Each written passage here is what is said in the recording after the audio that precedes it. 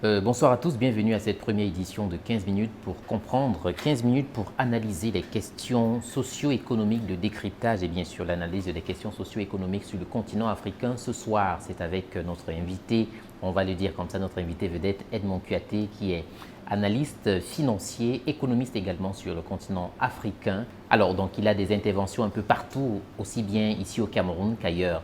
Donc, nous le recevons aujourd'hui pour discuter de la question de l'univers de la crypto-monnaie et la liberté financière.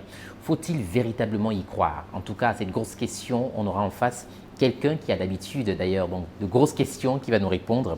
Edmond Kuaté, bonsoir. Bonsoir à tous ceux qui auront, n'est-ce pas, tous ceux avec qui nous aurons le plaisir de partager ce soir. Je veux parler de l'univers de votre audimat, je veux parler de techniciens et de tous ceux qui participent à l'animation de cette émission, de ce Bien sûr. programme. Donc avec vous, on va entamer la grosse question aujourd'hui. Vous savez bien, l'actualité aussi bien locale qu'interafricaine surfe sur une histoire de crypto-monnaie depuis un certain moment.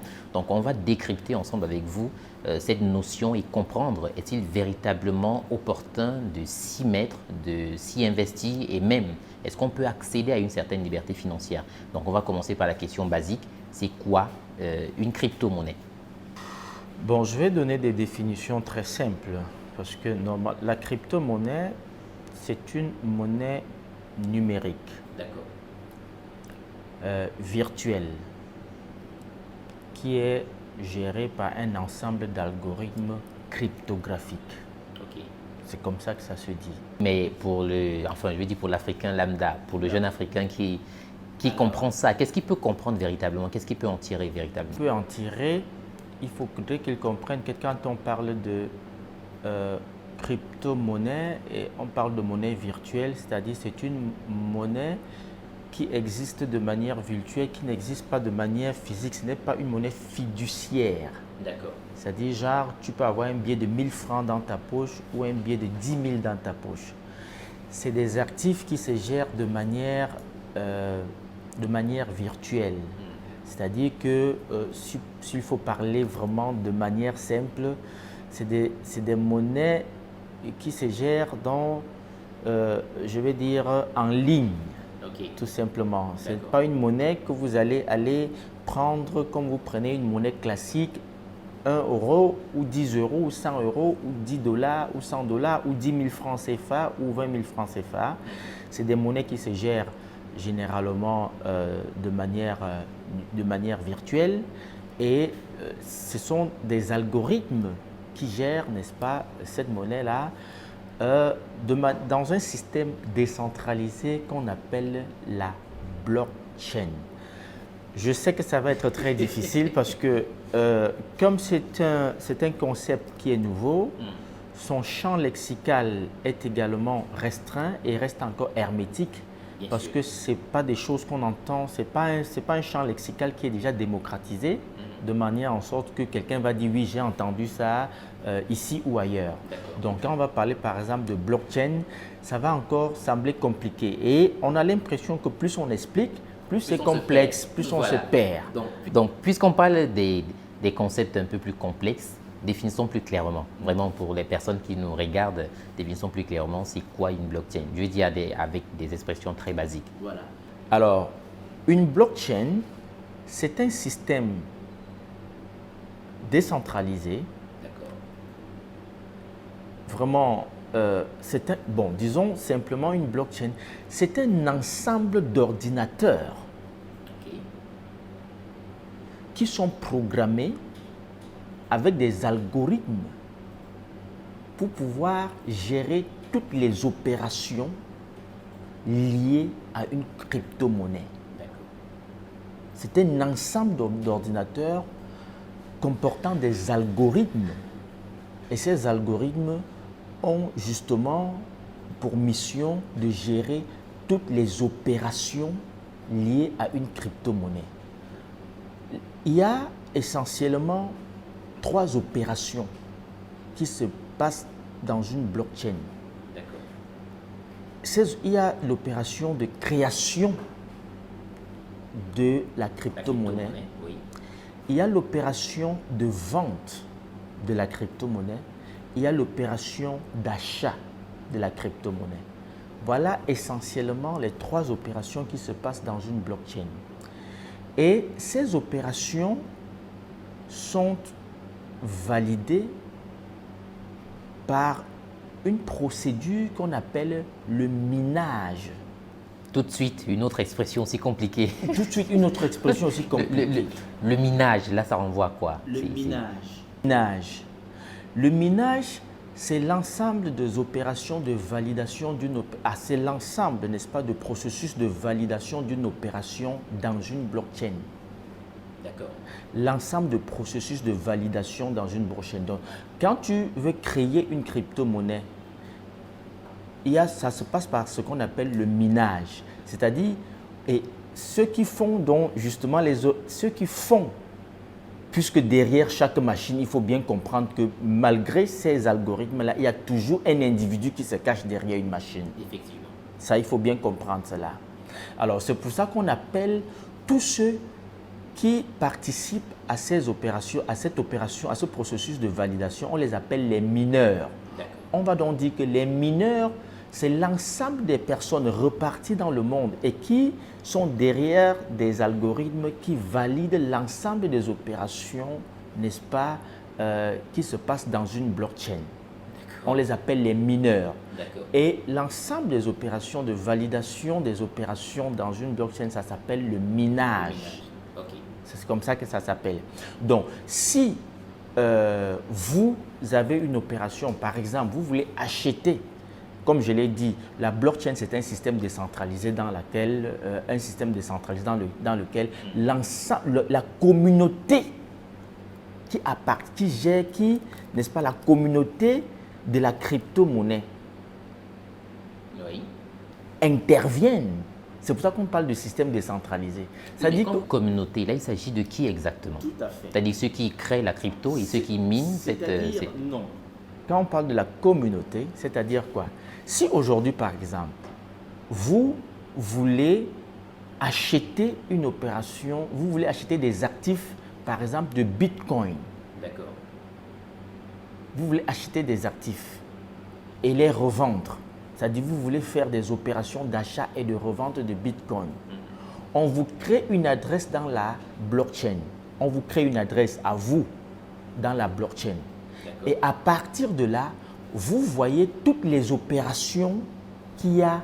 Ça vous donne l'accès à la blockchain, un peu comme si on vous donne l'accès à un site pour que vous puissiez voir.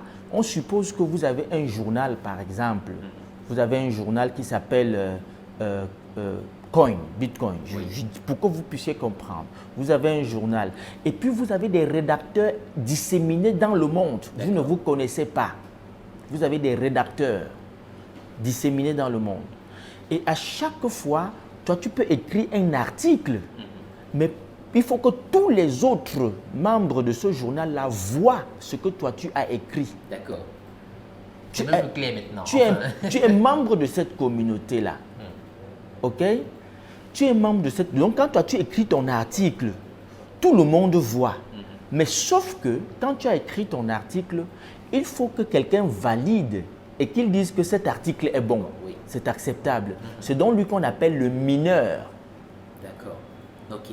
OK? OK. Et puisqu'il y a beaucoup de mineurs, il y a beaucoup de personnes derrière un ordinateur qui veillent à la validation de toutes les opérations que vous faites. Il y a donc un protocole, il y a donc un ensemble de protocoles. Quand il a fini de valider, et restons dans l'analogie du journal, par exemple, de l'article que vous avez écrit. Quand il a donc fini de dire cet article est bon, ça respecte tout le protocole, tout ce qu'il faut, ça respecte toutes les exigences, il valide donc ton article et il émet donc ce qu'on appelle le proof of work. D'accord. La preuve du travail. Okay. Et quand ils ont fait la preuve du travail, il est donc rémunéré avec le coin. Je pense quand même que, là, je pense que pour des questions de définition de crypto, on va peut-être programmer une autre émission parce que là, ça devient, là, ça devient beaucoup plus profond. Alors, Monsieur Kouyaté, qu'est-ce qui peut justifier aujourd'hui le foisonnement, mais alors Dieu seul sait combien de crypto-monnaies existent aujourd'hui. Et vous qui êtes un spécialiste dans le domaine, qu'est-ce qui peut justifier le foisonnement de cette crypto-monnaie aussi bien sur sur l'ensemble du continent que dans le monde entier? Qu'est-ce qui peut justifier?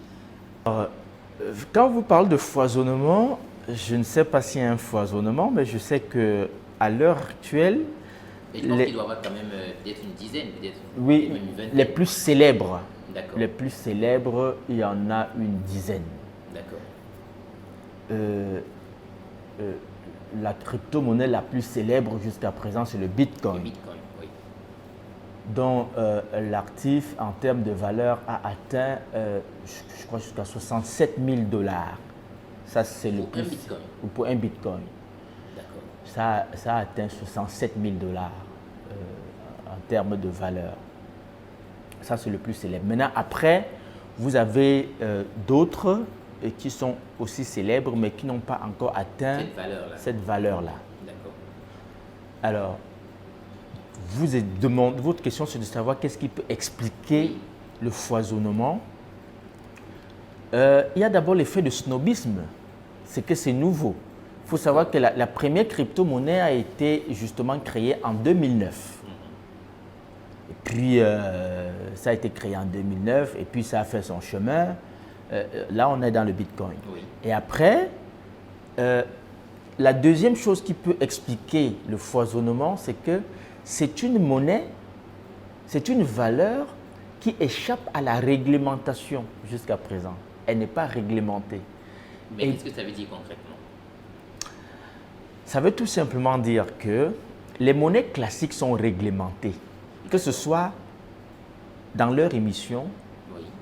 dans leur utilisation ou dans leur sécurisation. C'est réglementé. Ok. S'il faut rester dans notre univers, nous sommes au Cameroun, non? Et bien sûr. On va parler du franc CFA. On va parler du franc CFA. Le franc CFA est réglementé, que ce soit dans son émission, Oui. que ce soit dans son utilisation. C'est réglementé.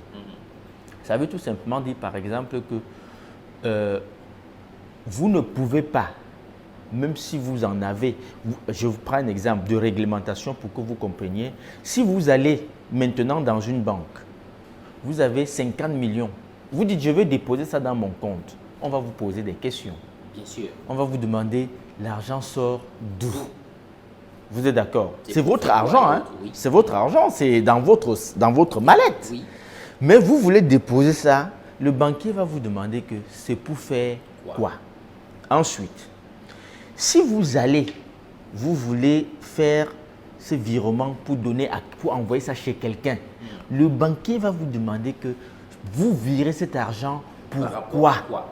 D'accord. Il va vous poser toutes ces questions. Donc, vous voyez que derrière l'utilisation de cette monnaie, malgré que vous avez le droit de propriété là-dessus, il y a un certain nombre de réglementations, n'est-ce pas, qu'il faut respecter pour pouvoir utiliser cet argent, quand bien même il vous appartient. D'accord. Donc, cette réglementation commence depuis l'émission, c'est-à-dire depuis l'autorité monétaire qui émet. Il y a une réglementation Oui. qui dit que pour que tu émettes cette monnaie, voici ce qu'il faut faire. Et quand tu as émis cette monnaie, pour remettre ça à l'interfacier, parce que entre l'autorité monétaire qui émet la monnaie et les utilisateurs que vous et moi nous sommes, Oui. il y a un interfacier qu'on appelle la banque. Oui. Donc, jusque-là, il y a toujours une réglementation. Ça ne se fait pas comme ça, machin, n'importe qui peut faire ce qu'il veut. Et vous, maintenant, quand vous venez pour chercher cet argent chez l'interfacier qui s'appelle la banque, il y a également un certain nombre d'exigences que vous devez respecter. Ok. Que ce soit pour venir chercher cet argent, que ce soit pour venir déposer cet argent. Il y a un certain nombre de règlements. Il y a une réglementation qu'il faut respecter. Pourquoi? Parce qu'on ne voudrait pas que cet argent soit utilisé à mauvais escient. On ne voudrait pas, par exemple, que vous utilisiez cet argent pour financer des opérations douteuses. De terrorisme et autres, oui. De terrorisme, de blanchiment, de financement des cartels, Oui. des trafics de tout genre. C'est pour ça qu'il y a une réglementation. Alors, Monsieur Kouyaté, moi vous remercier pour votre passage sur ce plateau. Je rappelle qu'on vous aura de temps en temps, justement pour décrypter des questions un peu complexes et Autant très que le temps difficiles. me permet. Voilà, d'accord. Donc, merci à vous d'avoir suivi cette édition de 15 minutes pour comprendre. On se donne rendez-vous très prochainement avec une autre thématique et bien entendu un autre invité. Dieu voulant, ce sera toujours peut-être Monsieur Kouyaté, mais on espère que ce sera lui. Allez, bonne soirée et à très bientôt.